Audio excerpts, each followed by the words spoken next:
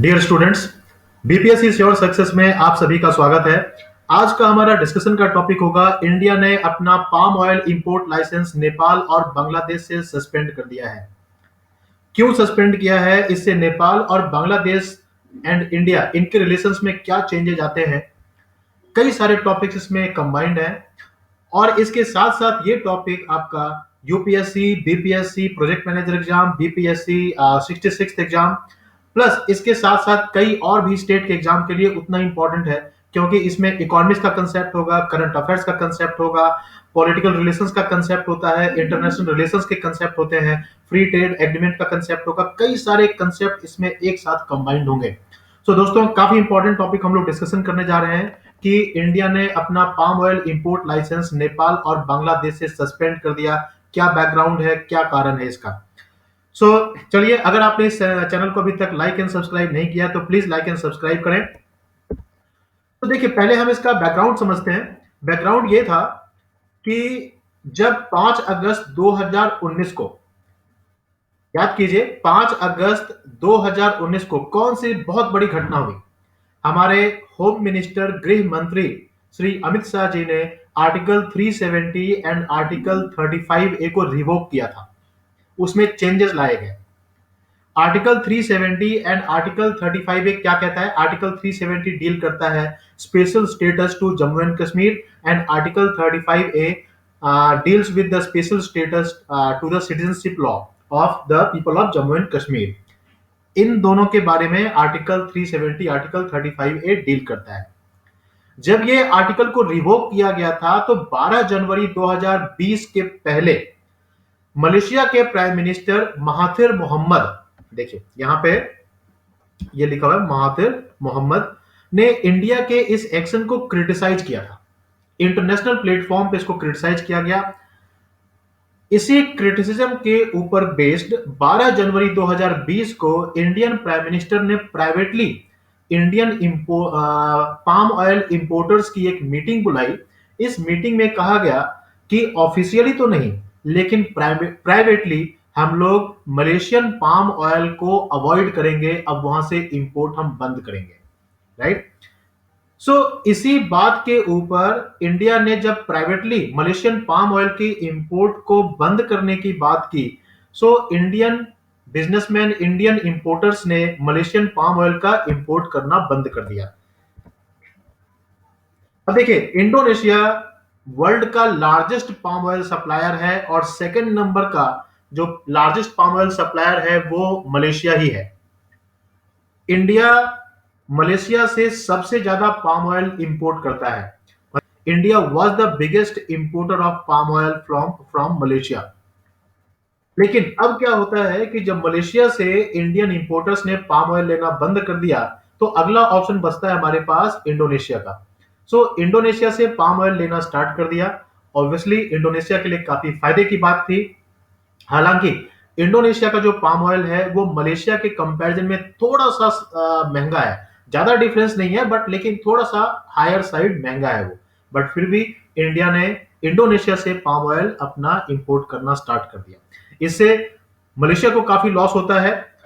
कुछ ये भी कारण रहे होंगे, प्लस कुछ और भी कारण थे जिसके कारण कि महाथिर मोहम्मद ने फिर रिजाइन किया और अभी करंट प्राइम मिनिस्टर जो मलेशिया के हैं वो हैं मुहिद्दीन यासिन। वैसे आपको पता हो कि हमारे यहाँ जैसे प्रेसिडेंट और प्राइम मिनिस्टर होते हैं, मलेशिया में सिस्टम डिफरेंट है।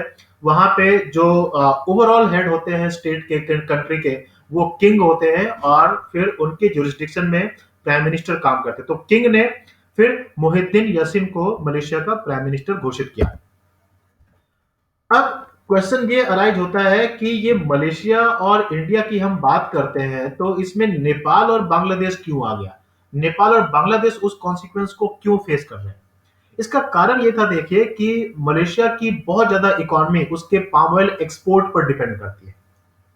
जब इंडिया जो सबसे लार्जेस्ट इंपोर्टर है पाम ऑयल का, उसने जब मलेशिया से पाम ऑयल लेना बंद कर दिया, मलेशियन जो एक्सपोर्टर थे उन्होंने नेपाल और बांग्लादेश का रूट चुना। नेपाल और बांग्लादेश ही क्यों चुना? क्योंकि नेपाल बांग्लादेश इंडिया के साथ एक एग्रीमेंट में है जिसको कहते हैं साफ्टा। साफ्टा के बारे में हम अभी डिस्कस करेंगे, एक दो स्लाइड के बाद डिस्कस करेंगे हम लोग। इस एग्रीमेंट के तहत नेपाल, बांग्लादेश और इंडिया के बीच में जो एक्सपोर्ट इंपोर्ट होते हैं उसमें टैरिफ मतलब टैक्सेस, ड्यूटीज नहीं लगते और आसानी से एक्सपोर्ट इंपोर्ट हो जाता है। सो नेपाल एंड बांग्लादेश रूट के थ्रू ये पाम ऑयल का एक्सपोर्ट मलेशिया से इंडिया में होना स्टार्ट हो जाता है। वैसे नेपाल और बांग्लादेश खुद पाम ऑयल एक्सपोर्ट नहीं करते, लेकिन हमारा जो फ्री ट्रेड एग्रीमेंट है साफ्टा के अंडर नेपाल, बांग्लादेश और इंडिया के साथ, ये फ्री ट्रेड एग्रीमेंट कहता है कि आप किसी ऐसी चीज का एक्सपोर्ट नहीं कर सकते जिसको कि आप खुद प्रोड्यूस नहीं कर सकते। मतलब नेपाल और बांग्लादेश पाम ऑयल खुद प्रोड्यूस नहीं करता, लेकिन उसके थ्रू इंडिया में पाम ऑयल एक्सपोर्ट हो रहा है। ऑब्वियसली ओरिजिन जब पता लगाया गया तो ओरिजिन पता लगता है कि मलेशिया वाज द ओरिजिन। आज के टाइम पे अभी तो नहीं, मतलब कुछ दिनों पहले तक नेपाल और बांग्लादेश से jointly 3 lakh ton palm oil India में आ रहा था, जबकि नेपाल और बांग्लादेश खुद प्रोड्यूस नहीं कर रहे थे। अब India, Nepal, Bangladesh SAFTA south Asia free trade agreement के मेंबर है, राइट। इसी एग्रीमेंट के अंदर अभी आपको बताया कि आप उस चीज का एक्सपोर्ट नहीं कर सकते जिसको कि आप खुद प्रोड्यूस नहीं करते, राइट। लेकिन नेपाल और बांग्लादेश से पाम ऑयल एक्सपोर्ट कंटिन्यू रहा इंडिया में। आज के टाइम पे वर्ल्ड का largest palm oil importer India ही है, जो 9 मिलियन टन का पाम ऑयल इंपोर्ट करता है मलेशिया और इंडोनेशिया से। तो अब तो मलेशिया से नहीं हो रहा, इंडोनेशिया से पाम ऑयल का इंपोर्ट होता है इंडिया में। जब ये इंपोर्ट बंद किया गया तो क्या हमारी इंडस्ट्री के ऊपर फर्क पड़ेगा? नहीं, हमारी इंडस्ट्री के ऊपर फर्क नहीं पड़ता, क्योंकि अब हमने इंडोनेशिया के रूट से पाम ऑयल को इंपोर्ट करना स्टार्ट कर दिया है। अब क्वेश्चन ये राइज होता है कि पाम ऑयल का यूज कहां कहां पे? कई सारे यूजेस हैं पाम ऑयल के। जो स्नैक्स आप खाते हैं, स्नैक्स के मैन्युफैक्चरिंग में पाम ऑयल का यूज होता है। जो beauty products, cosmetics, personal care product आप यूज करते हो उसमें पाम ऑयल का ही यूज होता है। बायोफ्यूल और एनर्जी को बनाने में, एनर्जी प्रोडक्ट बनाने में पाम ऑयल का इंपोर्ट होता है। दवाइयां, फार्मास्यूटिकल प्रोडक्ट को बनाने में इसका यूज होता है, और इसके और भी कई सारे इंडस्ट्रियल यूजेज हैं। तो अब क्वेश्चन ये राइज होता है कि जब इंडिया ने नेपाल और बांग्लादेश के रूट से इंपोर्ट होने वाले पाम ऑयल लाइसेंस को बंद कर दिया, तो क्या इंडिया ने जो फ्री ट्रेड एग्रीमेंट है उसको वायलेट किया? नहीं, वायलेट नहीं किया है, क्योंकि फ्री ट्रेड एग्रीमेंट का ये क्लॉज होता है कि चीज को आप एक्सपोर्ट नहीं कर सकते जिसको कि आप प्रोड्यूस नहीं करते। तो आखिर हम एक आउटलाइन समझते हैं कि फ्री ट्रेड एग्रीमेंट होता क्या है। देखिए, फ्री ट्रेड एग्रीमेंट एक वर्ड है और दूसरा ऐसा ही वर्ड है जिसको हम कहते हैं प्रोटेक्शनिज्म। दोनों वर्ड को समझते हैं, फ्री ट्रेड एग्रीमेंट और प्रोटेक्शनिज्म को। प्रोटेक्शनिज्म होता है कि कोई भी कंट्री अपने उस प्रोडक्ट को प्रोटेक्ट करती है जिसमें कि उस कंट्री का भला हो। एग्जाम्पल के रूप में देखिए, हम इंडिया में कॉटन फार्मर्स का सुसाइड देखते हैं बहुत ज्यादा, तो हमारा पहला एम होगा कॉटन फार्मर को बचाना। कॉटन फार्मर सुसाइड क्यों करते हैं? इंडिया वर्ल्ड का सेकंड लार्जेस्ट कॉटन प्रोड्यूसर है, लेकिन फिर भी हमारे कॉटन फार्मर की हालत बहुत खराब है। ऐसा क्यों? क्योंकि अमेरिका से सस्ता कॉटन इंडिया में आता है, इसी सस्ते कॉटन को इंडस्ट्रीज एंड लोग खरीदते हैं, जबकि हमारे खुद के कॉटन फार्मर का जो कॉटन होता है वो सेल नहीं हो पाता, उनको अपने प्रोडक्ट का पैसा नहीं मिल पाता, जिससे कि उनके पास सुसाइड करना ही एक रास्ता रह जाता है। अब कॉटन फार्मर को हम बचाना चाहते हैं, तो इसके लिए हम क्या करेंगे? अमेरिका से जो कॉटन एक्सपोर्ट हो रहा होगा उसके ऊपर हम ड्यूटी बढ़ा देंगे, तो अमेरिकन कॉटन महंगा हो जाएगा। इंडियन कॉटन को एक एज मिलता है, एक उसको बेनिफिट मिलेगा। ये प्रोटेक्शनिज्म पॉलिसी है। दूसरा, बाहर से जो कॉटन आ रहा होगा, हम अपने जो पोर्ट्स होते हैं, बंदरगाह होते हैं, वहां पे कुछ ऐसा मैकेनिज्म तैयार करेंगे कि जो जहाज आ रहा है उसको अनलोड करने में काफी टाइम लग जाए। जितने दिन तक जहाज वहां पे अनलोड होता रहेगा उतना ही ज्यादा वहां पे कॉस्ट बढ़ता रहेगा और कॉटन का कॉस्ट बढ़ जाएगा, जिसके कारण कि फिर से इंडिया में सेल नहीं कर पाएगा वो, राइट। हम अपने फार्मर्स को सब्सिडीज देते हैं, सब्सिडीज के साथ साथ हम उनको फ्री इलेक्ट्रिसिटी देते हैं ताकि कॉटन प्रोड्यूसिंग का कॉस्ट कम हो जाए और हमारे कॉटन फार्मर का कॉटन सेल हो पाए। ये सब प्रोटेक्शनिज्म पॉलिसी है। इसी का ठीक उल्टा होता है फ्री ट्रेड एग्रीमेंट। या फिर free trade policy. Free trade policy क्या होती है कि मान लेते हैं कि इंडिया में कोई ऐसा प्रोडक्ट है जो हम कम प्रोड्यूस करते हैं लेकिन खपत ज्यादा है। जैसे दालें, दालें हम कम प्रोड्यूस करते हैं लेकिन खपत ज्यादा है दालों की। तो किसी ऐसे एग्रीमेंट के साथ इंडिया फ्री ट्रेड एग्रीमेंट करना चाहेगा जिससे कि बिना किसी ड्यूटी के, बिना किसी टैक्स के इंडिया दालों का इंपोर्ट कर सके उस कंट्री से, ताकि हमारे यहां दालें तो आए लेकिन सस्ती आए। अब जिस कंट्री के साथ हमने दालों के लिए एग्रीमेंट किया, उस कंट्री में अगर मान लेते हैं कि वहां पे चाय प्रोड्यूस नहीं होता, टी प्रोड्यूस नहीं होता, तो इंडिया से फ्री ट्रेड एग्रीमेंट के अकॉर्डिंग वो टी के क्षेत्र में फ्री ट्रेड एग्रीमेंट करेगा। तो फ्री ट्रेड एग्रीमेंट में दो कंट्री का म्यूचुअल बेनिफिट होता है, आपस में एग्रीमेंट करते हैं ताकि बिना किसी झंझट के, बिना किसी ड्यूटी के, बिना किसी सब्सिडी, टैक्स, इन सब को हटाकर आपस में गुड्स एंड सर्विसेज का एक्सपोर्ट इंपोर्ट हो, ताकि सस्ते गुड्स एंड सर्विसेज दोनों कंट्री आपस में एक्सचेंज कर पाए। इसके अलावा फ्री ट्रेड एग्रीमेंट जो होता है किसी पर्टिकुलर गुड्स में हो सकता है, किसी पर्टिकुलर सर्विस में हो सकता है, या ओवरऑल फ्री ट्रेड एग्रीमेंट हो सकता है, राइट।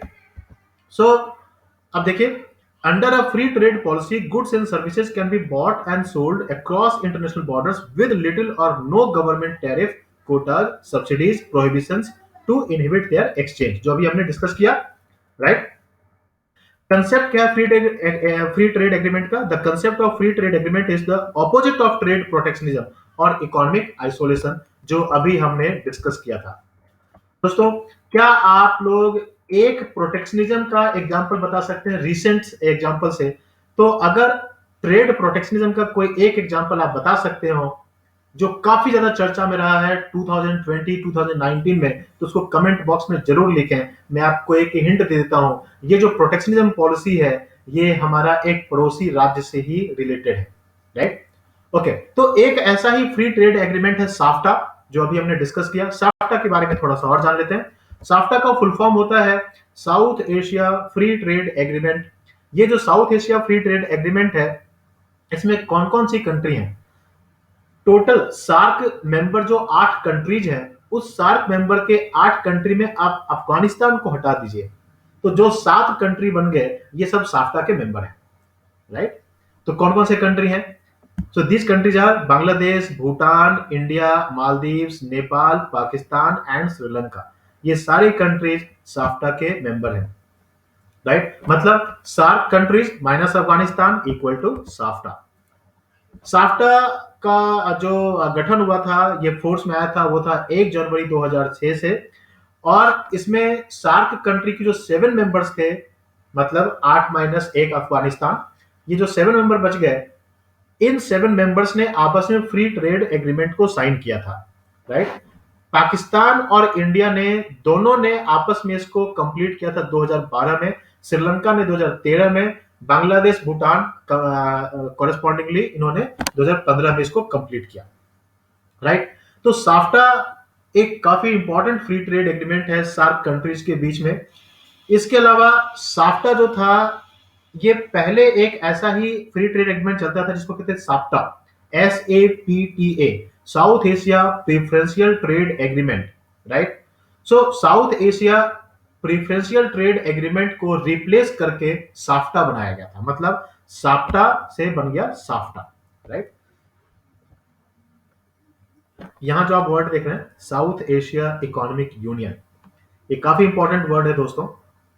तो इस तरह का जो इकोनॉमिक यूनियन है, ये कई सारे इकोनॉमिक यूनियन है, जैसे Eurasia economic union, south Asia economic union. इस तरह की चीजें आपको इंटरनेशनल रिलेशंस में समझ में आएंगी, जो हम 66 बीपीएससी एग्जाम का जब डिस्कशन करेंगे तो उसमें ये सब इंटरनेशनल रिलेशंस में आपके साथ डिस्कशन किया जाएगा।